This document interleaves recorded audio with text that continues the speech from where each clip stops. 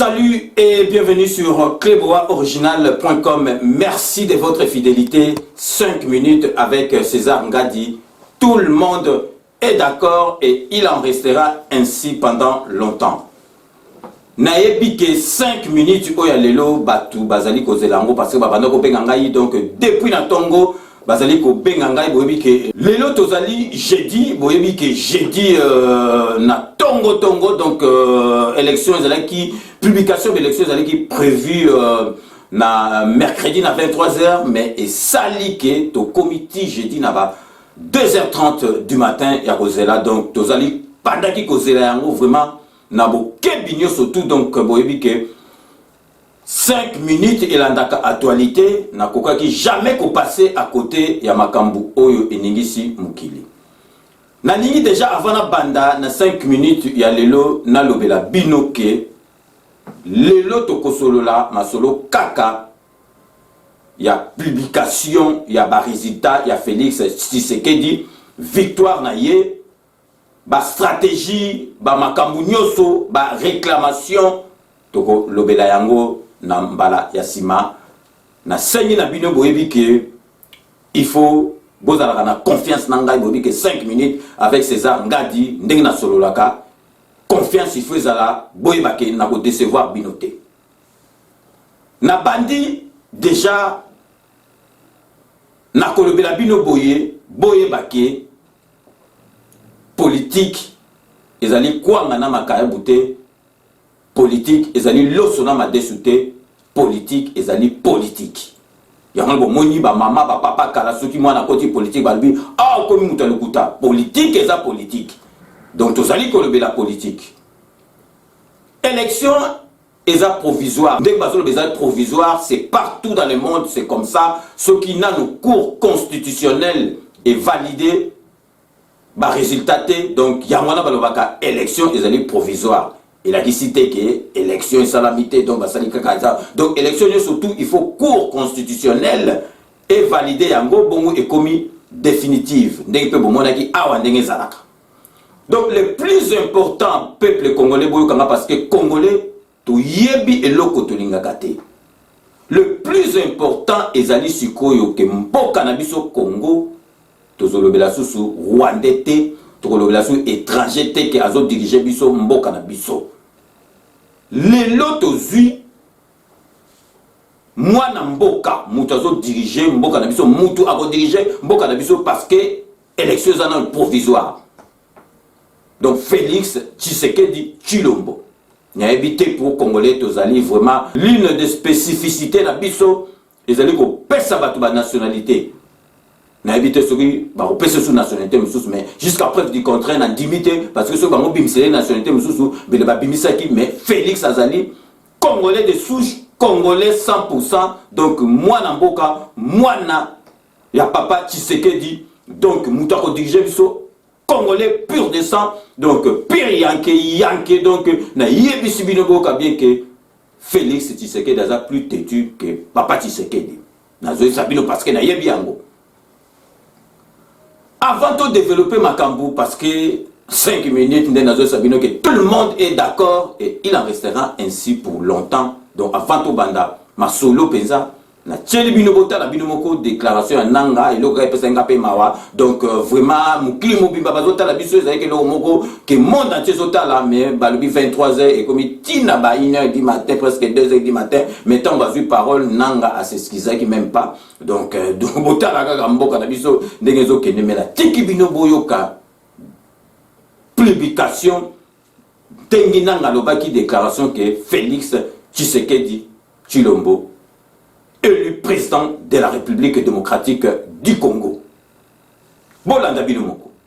Ayant obtenu 7 51 013 suffrages valablement exprimés, soit 38,57%, et proclamé provisoirement élu président de la République démocratique du Congo. Monsieur Tshisekedi Tshilombo.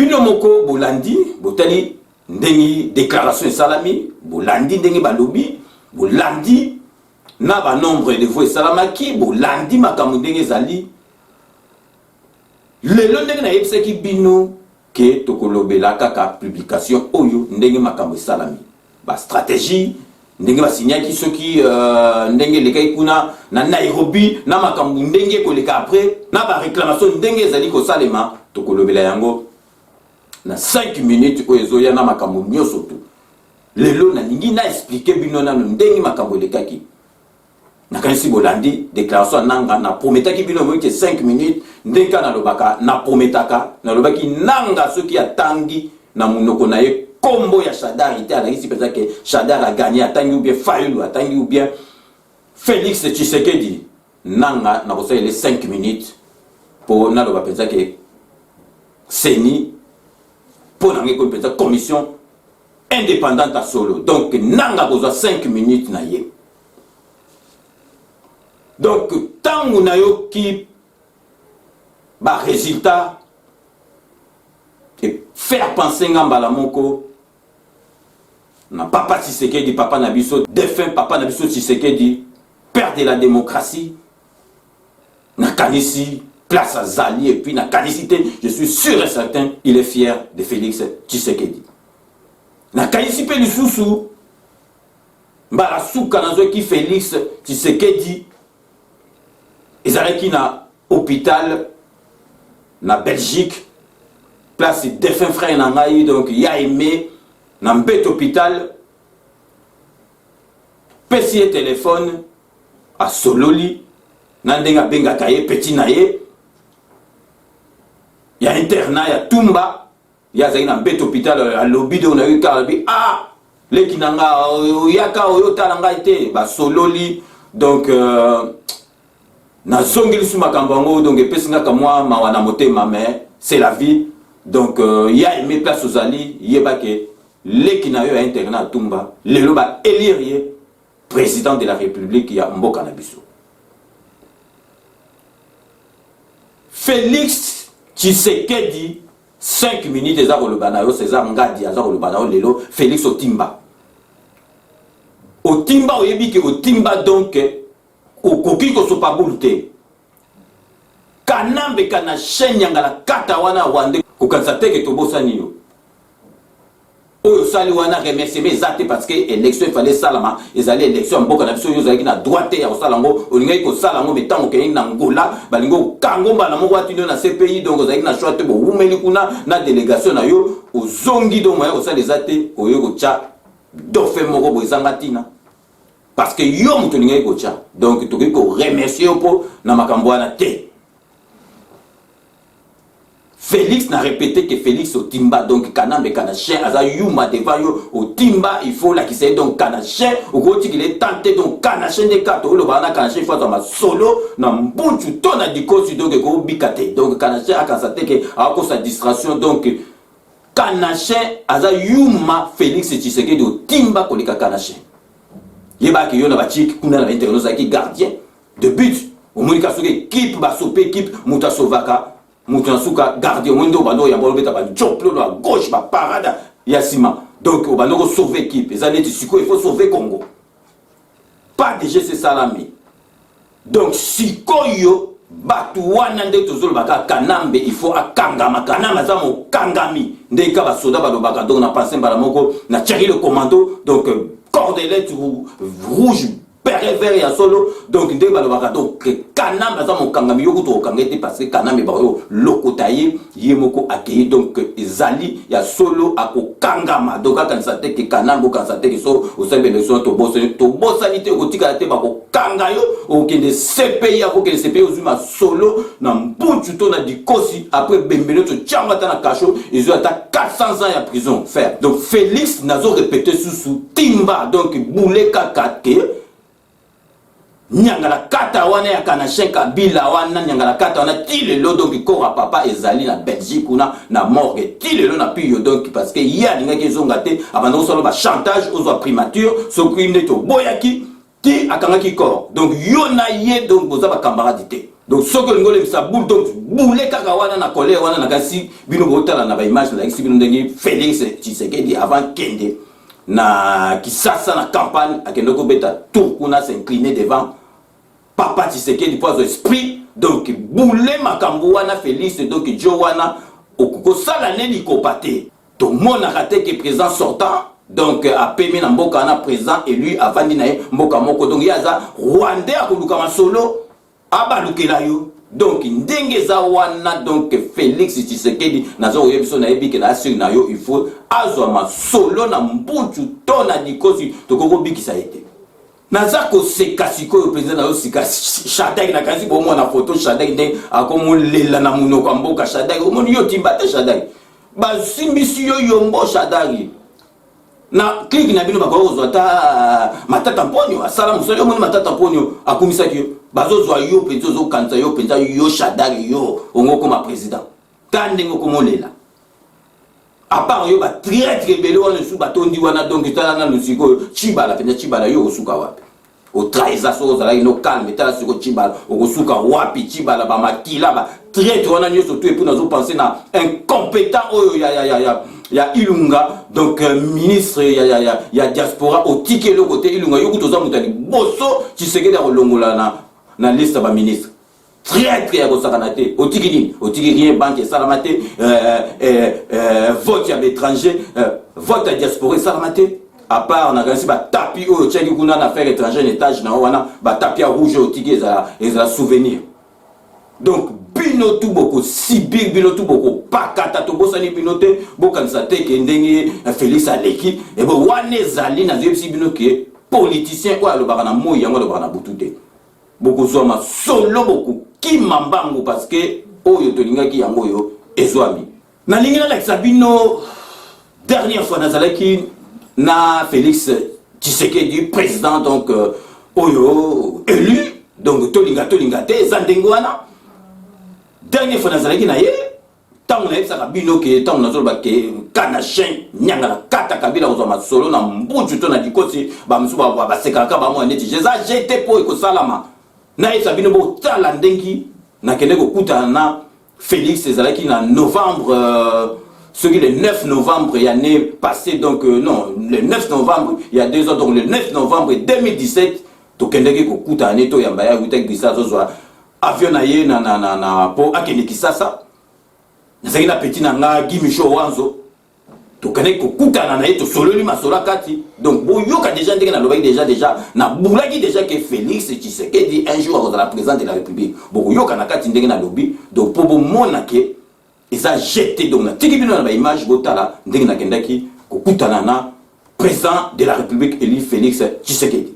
Salut et bienvenue sur cleboaoriginal.com. Merci de votre fidélité. Comme Boza Komona, Tozalina aéroport Roissy Charles de Gaulle, Lelo Tozali Datni Nango Tsunami. Lelo Toza le 10. J'ai dit. 9, j'ai dit 9. Novembre. Novembre, voilà. 9 novembre, 9, oui. J'ai dit 9 novembre, donc Tozali Anatongo, Toyaki Potokutana, na président ya UDPS, tout le monde est d'accord, on a côté wana, Félix Tshisekedi, qui sera ndenge tozomona prochain président de la République ya mboka na biso.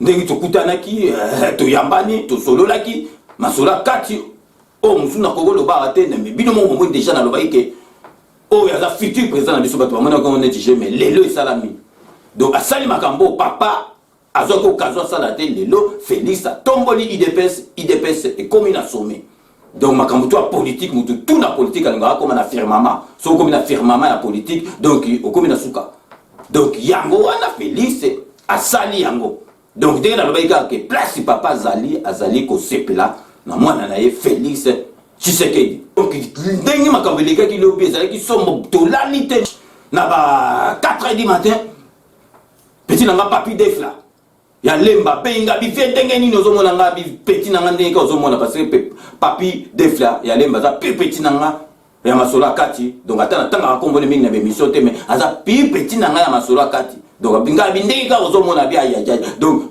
zalaki j'étais président Eli Félix Tshisekedi ya mwana bi na bino lelo tozolo bakaka publication wana makambo mususu tokolo basi mais photo sepela que Nyangala kata wana ya Kanambe a dissoute et puis Chadar il fallait abimate parce que ce qui Chadar abimaki ils avaient continuité ya makambo ya Kanambe et puis Kanambe bobangate Kanambe kozoma solo na mbutu to na diko Kanambe akokangama Kanambe nazolo bano boyoka ko kansate ke to bosone okangama uzamo kangami na kozongo lelo parce que ozako loba n'importe quoi ce que otika na yo otika na ndako ya palais de la soie yo tango zaki na Rwanda kuna yo yakina oyebi palais de la nation na batonga ndengini okolakisa biso mbongo oyo opesaki na trésor public poso mandako wana ata opesaki mbongo wana eza ya biso ndako wana okobima kuna et puis d'ailleurs yo ezosekisa ngai ndako ya yo tonga ndako yo binde batonga ndako donc bino moko bolandi ndenge na yebisaki bino donc boyebi ke 5 minutes avec ces amga des amis na télé na radio na MNG radio 99.7 rendez-vous avec le patriote samedi oyo il y a les 12 bino na actualité oyo et kozala somo donc yangwana na sengi na bino nyoso tout botala ka rendez-vous avec le patriote bo s'abonner na kanisi ezo la sabino bo s'abonner na page Facebook ya cluboriginal.com pour na bo landa émission en direct vous posez la question na bino donc possibilité musu pezali bo kotimba la moko na site radio donc bolanda parce que ezali somo samedi oyo ekozala opesi mbwa boy bo benga bino tout po boloba oyo bozo penser pour na élection oyo ewiti koleka donc na tiki bino bolanda bande annonce ya émission ya samedi 12 janvier 2019 de 14h à 16h invité à Zali le grand stratège Edi Kapunju. Donc bolanda bande annonce. Est-ce que les deux opposants candidats présidentiels rejetteront-ils toutes les stratégies du pouvoir en place pour l'intérêt du peuple congolais? Pour répondre à cette question, j'ai choisi comme invité dans l'émission Rendez-vous avec le Patriote de ce samedi 12 janvier 2019 un combattant expert aux stratégies. C'est d'ailleurs la raison pour laquelle il a été surnommé dans ce combat le grand stratège qui n'est d'autre que Edi Kapunju. Bonjour mes chers patriotes, je m'appelle Edi Kapunju, patriote résistant combattant. Je serai bien ce samedi 12 à 14h chez César Ngadi. Bien rester en ligne et puis nous allons parler du Congo, de la situation politique et en bref c'est ça.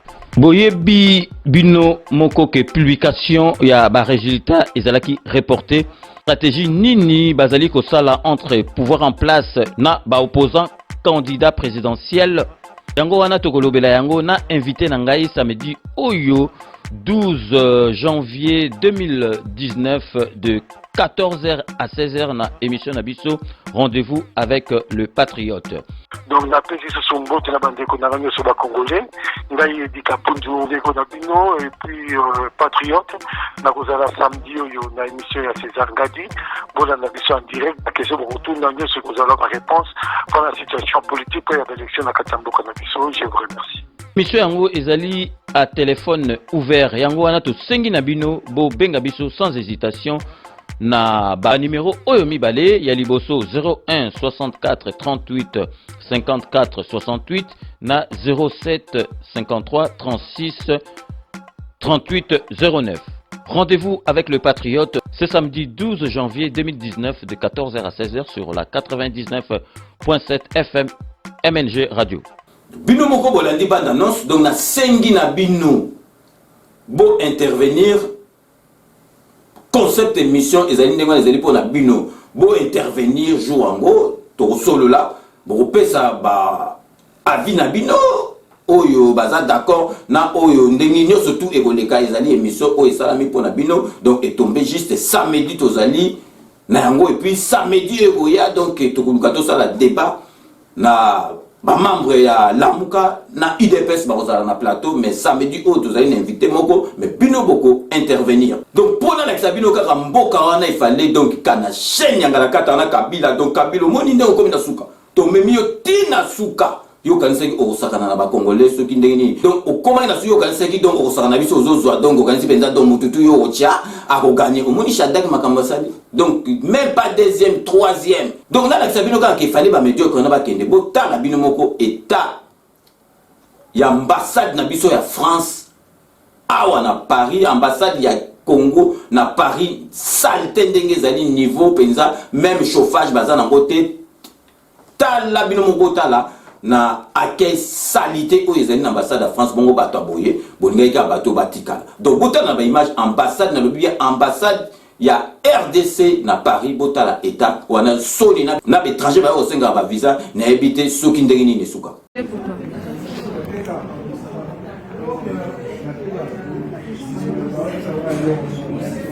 Bon écoutez, là je nous présente l'ambassade de la RDC. Comme vous voyez à l'accueil, il n'y a pas d'ordinateur, le monsieur il fait tout à la main, il enregistre les gens et il y a une attente, les gens sont debout, il n'y a même pas de siège pour s'asseoir et il fait très froid, nous sommes, c'est pas moi, on est à combien de degrés aujourd'hui? On va dire 2. Hein. À 2 degrés, il n'y a pas de chauffage, regardez, c'est un petit souffleur là, tout sale. Tout ça. Voilà, c'est lui qui... Voilà, pour les deux salles.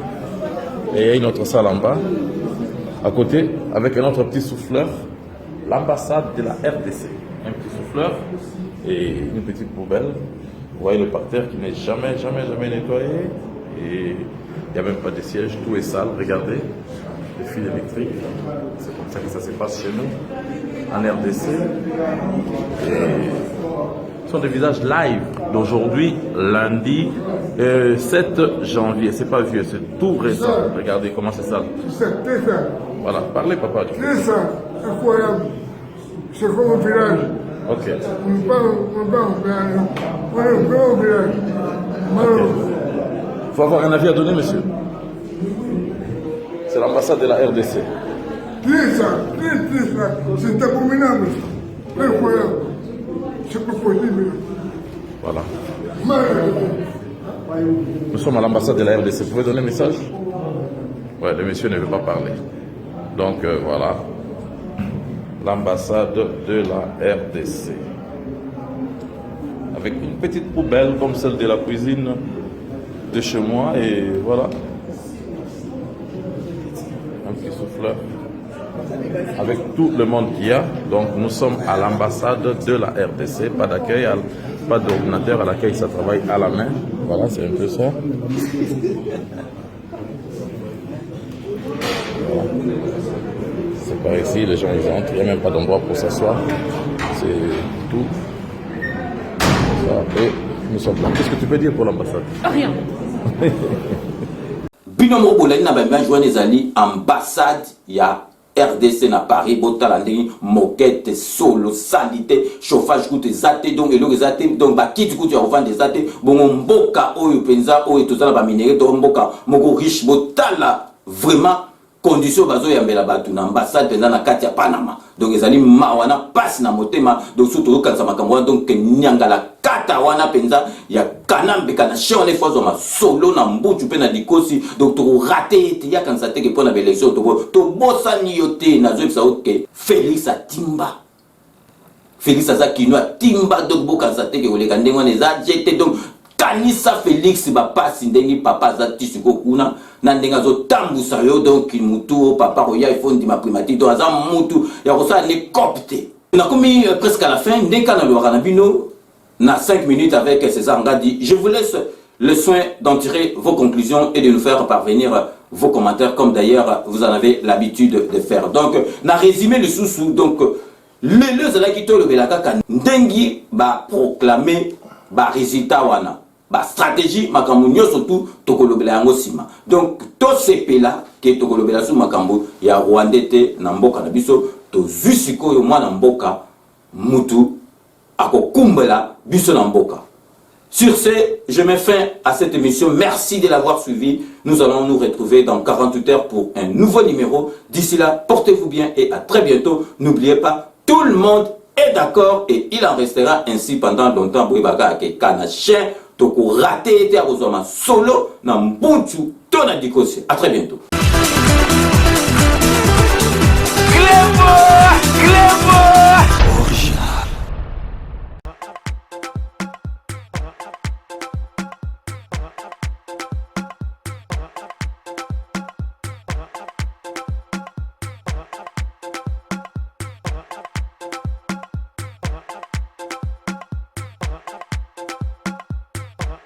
Ngayeyo.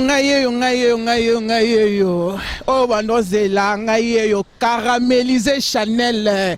La taille est posante. Bon, mona. Bon, là, nangayi. Na bémission nangayi. Caramel goût chez Grand Prêtre César Ngadi. Na clé boa original. Tout le monde est d'accord. Caramélisé yeyo. Aïne na masolo kitoko. Masolo elengi. Masolo ya caramel quoi. Masolo ya goût. Mouton nyonso yo kutu. Alia ka caramel te mais pas la ngaro lia yo ka goût ya sucre wana. Bondo landa ngai na site na bino clé boa original chez Grand Prêtre César Ngadi. Tout le monde est d'accord. Bobo sanate, bon s'abonner plus parce que caramélisé Chanel la taille est posante. Vantageuse à côté, Namasolo. Bye bye.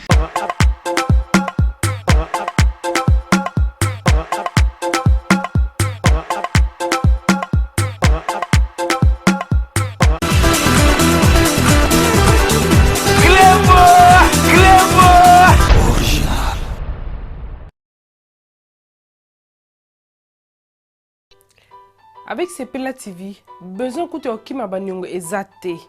Pour pas na biso nyongo ezalate. Ça peut faire un mois que foutite, fouta 15 livres na autopélicio. Ça peut faire 6 mois que foutite, fouta 15 livres na autopélicio. Même plus de 1 an, ça c'est plus de 1 an non foutate au kanisi kozana nyonga makasi. Comme tu sais maman, comme tu sais papa. 15 livres à pamba pour rétablir service non. Et je te dis on va na andako rokabilinga Sepela TV. Mote Bandeko, merci Ndebo Yamina na banda kunabino. Tomanda désormais kokutana na cadre ya émission Oyo Tolobe la santé. Bon, ngako mona Jean-Paul Djamba. Don naza Ndeko Nabino. Don naza na poto depuis Bambula Ebele.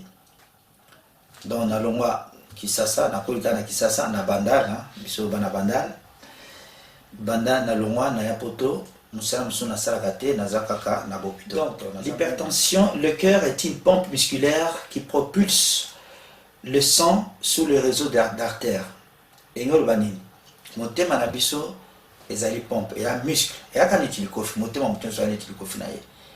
Sikoyo motema wana musala na ngoya nini ko poussa ko tindika makila ya propre na bamisisa minene na diabète eza sécrété na moko ya eteni ya nzoto o babengi pancréas ou pancréas yango ezo sécrété entre autres ba hormone mibale o babengi insuline. Musala ya insuline eza nini eza soki olie yango ezo réguler ezo tia donc soko lié et sécréter et produire insuline pour équiter ça. Auto ya sukali etali AVC. AVC ezanini, accident vasculaire cérébral. Bon, on va expliquer bino la mukuse. A ezali accident oyo ekoya à tout moment. Eza brutal. Siko V etali makambo ya vaisseau, ba vaisseau ezali ba artère, ba veine, oyo eza na cerveau. Et puis C cérébral etali makambo etali cerveau, etali mutu. Voilà pour la AVC. Mais si vous classifiez en mode 2, les amis balés, les AVC au babengi ischémique, na AVC au babengi, continuez à vous donner un conseil. Quand on dit maman n'a pas de bananaï, n'a quitté là. Papa Dembaki, de Kama Nyamase, la dièse. N'a pas quitté na pondu. Cause à la zoto malamu et de qui l'osso. Nyama, mbisi, na pondu. Merci.